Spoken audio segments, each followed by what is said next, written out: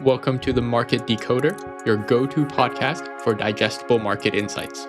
Join us as we deep dive into the latest trends, uncover valuable insights, and share expert perspectives you won't find anywhere else. Welcome to the Market Decoder, the podcast where we unpack complex global developments. Today, we're diving deep into a brand new player on the international stage, one specifically created to help resolve global disputes. And this isn't just another arbitration center. Imagine a body designed not for legal battles with judges and lawyers, but for fostering conversation and finding common ground. Exactly. We're talking about what's being called the world's first intergovernmental international legal organization devoted exclusively to resolving international disputes through mediation.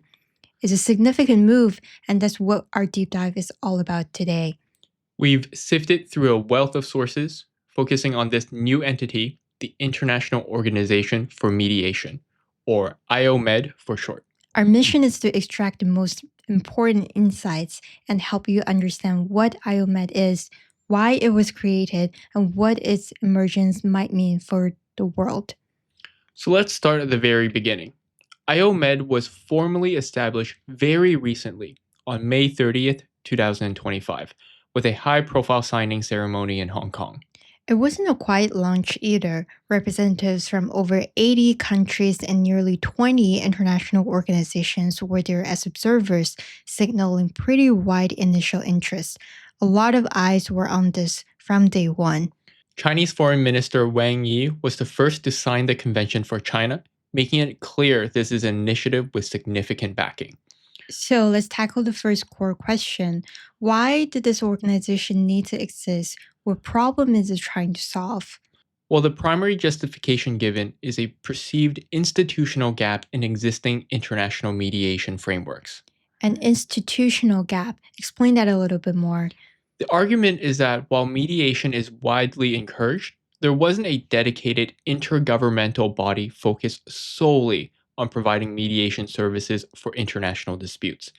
Existing bodies like the International Court of Justice, ICJ, or the Permanent Court of Arbitration, PCA, handle things slightly differently. Right. The ICJ is where states go for binding adjudication. A court applies the law and makes a decision for them. The PCA facilitates arbitration where parties agree to have a panel making a binding award based on legal arguments. Exactly. And IOMed is presented as offering an alternative to those often adversarial, sometimes zero-sum outcomes. Precisely, the materials we review really emphasize mediation's advantages. Its flexibility, how it's usually less expensive and faster than litigation or arbitration, its core principle of party autonomy, which means the parties stay in control, and critically, its potential to preserve relationships. That's invaluable, isn't it? Especially in ongoing state-to-state or long-term commercial interactions. It sounds like a fundamentally different approach to conflict resolution. Now, how do you compare this with the approach taken by the UN, the United Nations? Yeah, that's a great question. So, the creation of IOMED is framed as operating within and furthering the established international legal order. So, the convention explicitly links itself to Article 33 of the UN Charter. Article 33, which lists negotiation, inquiry, mediation, conciliation, arbitration. So, all those peaceful means of dispute resolution. And by highlighting mediation, IOMED is presented as operationalizing a method that's already endorsed by the UN. Interesting. Now let's maybe dive a little bit deeper into the thinking behind IOMed. Yeah, they state IOMED is intended to embody the ancient Chinese philosophy of he, meaning harmony and unity. This is presented as a foundational principle, emphasizing resolving conflicts through dialogue, consultation, and seeking harmonious coexistence. So harmony and unity. It's not just about a legal process. It linked to a specific cultural and philosophical approach. This positions IOMED differently from potentially more adversarial, Western centric models and aligns with China's broader foreign policy narratives like building a community with a shared future. Yes, it's framed as a contribution of Chinese wisdom to global governance. The philosophical underpinning is definitely a key differentiator, and it seems particularly appealing to countries looking for alternatives. Okay, so speaking of where it came from, let's look at its formation. Can you tell us a little bit more about, IOMed and how it got started? This can be traced back to an initiative launched in 2022 by China and nearly 20 other countries described as like minded. Then this led to 5 rounds of negotiations involving around 20 countries, ultimately culminating in the signing of the convention on May 30th this year.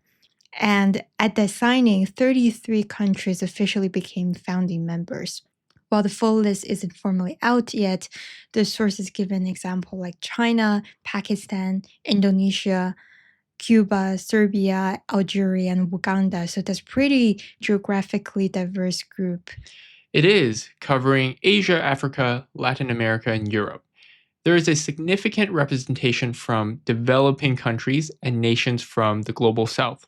There's also a noted overlap with participants in China's Belt and Road Initiative, the BRI, which some sources suggest is a key alignment. Precursor documents even mentioned countries like Cambodia, Ethiopia, Sri Lanka, and Zimbabwe, giving a clearer picture of that initial coalition. Yeah, so there's no doubt about who the driving force is here. None whatsoever. China is consistently described as the primary initiator and driving force.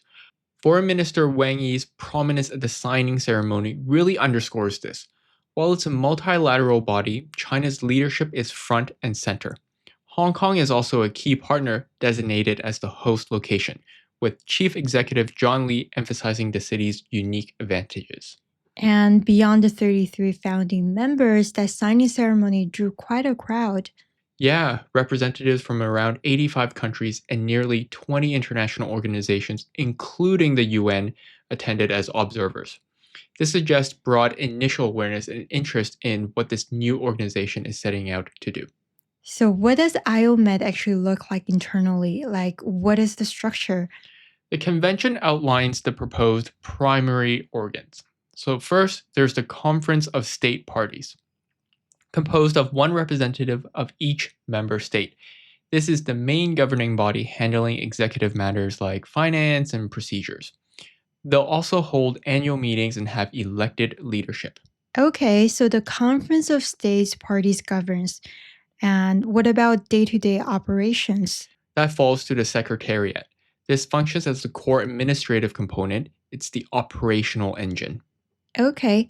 And for a mediation body, you absolutely need mediators, right? That's crucial. Exactly. And a key component will be compiling a list of mediators. The stated goal, according to Wang Yi, is to have a team that is highly professional and enjoys good international reputation. No doubt. And the headquarters location is Hong Kong.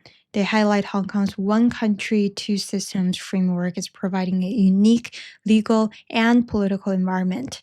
Its common law system, described as bilingual and blending British tradition with Asian legal culture, is seen as a major strength. They also pointed to its developed legal system, strong rule of law, and independent judiciary. Even the handover of Hong Kong itself was mentioned. Yes, the peaceful handover of Hong Kong is even cited as a symbolic precedent for resolving international issues peacefully through negotiation. It's also emphasized as a super connector between East and West. This choice benefits both Hong Kong by enhancing its international legal status and countering narrative of its decline, and China by showcasing Hong Kong's unique role under one country, two systems. And the physical headquarters will be in a renovated historic building, the former Wan Chai police station. There's already a temporary office set up there. Okay, so what specific kinds of disputes is IOMED designed to handle? What's its scope?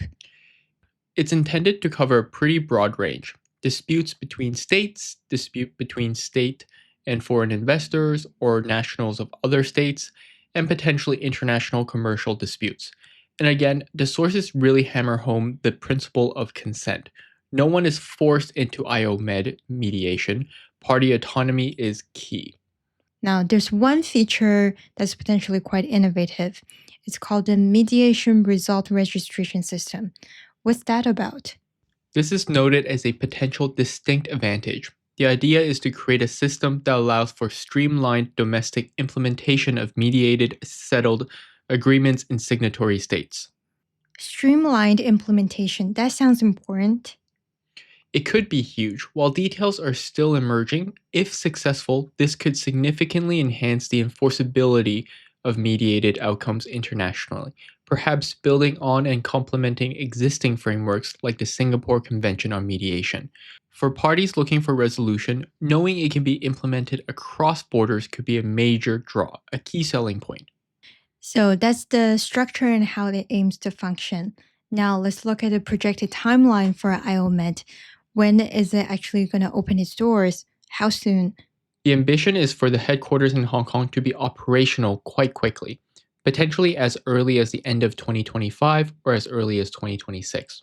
However, its formal legal capacity truly hinges on the signatory states ratifying the convention according to their own domestic procedures. That's a necessary hurdle. And the stated ambitions are quite bold, aren't they? Not just filling a gap. No, they are definitely quite ambitious. These sources know that IOMed aims high, suggesting it could become comparable or even rival established international dispute resolution bodies like the ICJ and the PCA. Rival the ICJ and PCA. Wow, this signals an intent not just to fill a gap, but to actively influence the global dispute resolution landscape.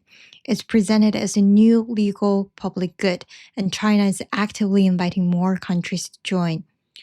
The initial expectations may be an early geographical focus on Asia and Africa.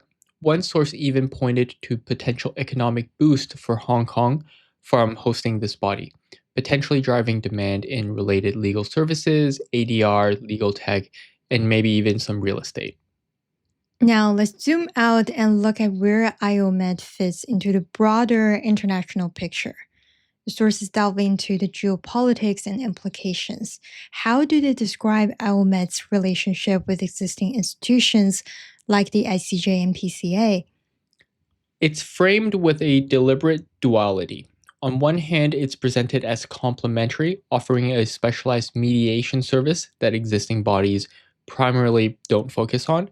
On the other hand, and perhaps more intriguingly, it's explicitly presented as an alternative choice.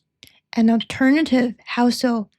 It offers a distinct philosophical approach, as we mentioned, a different institutional home, and potentially caters to a different set of countries and type of disputes than traditional legalistic arbitration forums.